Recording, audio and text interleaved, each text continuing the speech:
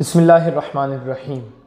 मेरे प्यारे आका सल्लल्लाहु ताला अलैहि वसल्लम के प्यारे दीवानों, सूरह बकरा, इस सूरह के अंदर 40 रुकू और 286 आयतें मौजूद हैं और इसका मकाम नुज़ूल हज़रत अब्दुल्ला बिन अब्बास रज़ियल्लाहु ताला अन्हु के मुताबिक मदीना मुनव्वरा में हुआ और यही सूरह सबसे पहले इस सूरह की आयतें नाजिल हुई।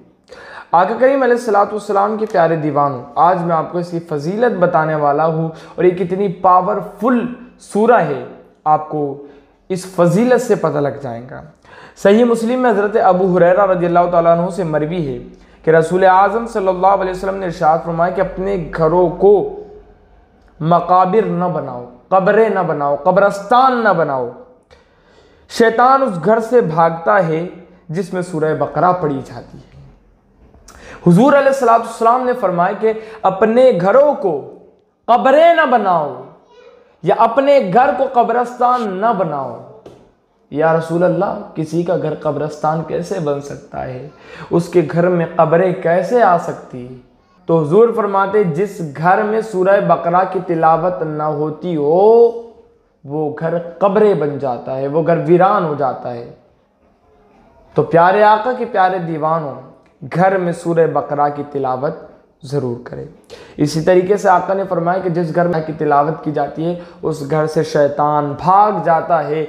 शैतान को भगाना है तो सूरह बकरा को पढ़ना है या पढ़ाना है। अल्लाह अकबर।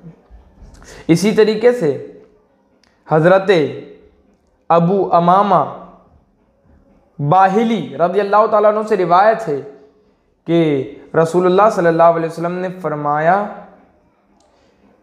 कि कुरान पढ़ो क्योंकि वो क़यामत के दिन अपने असहाब के लिए शफ़ी होकर आएगा।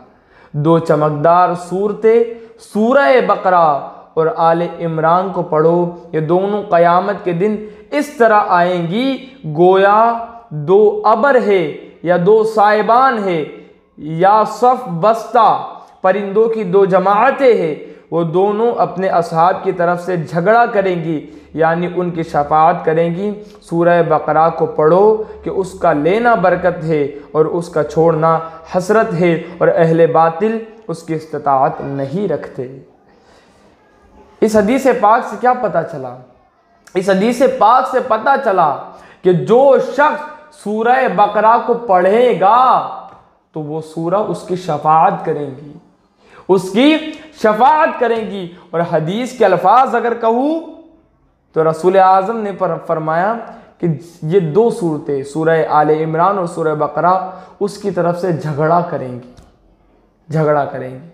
अल्लाह अकबर। तो प्यारे आका के प्यारे दीवानों, सूरह बकरा और सूरह आले इमरान को दो चमकदार सूरतें भी कहा गया, यानी इन दोनों सूरतों को घर में जो बंदा पढ़ाएगा उसके घर में नूर होगा, उसका घर चमकदार हो जाएगा, घर भी चमकदार हो जाएगा और कब्र भी चमकदार हो जाएगी। और जब उठाया जाएगा, जब भी चमकदार जगह पे जाएगा। तो प्यारे आका के प्यारे दीवानों, इन दोनों सूरतों को पढ़ने की आदत बनाएं।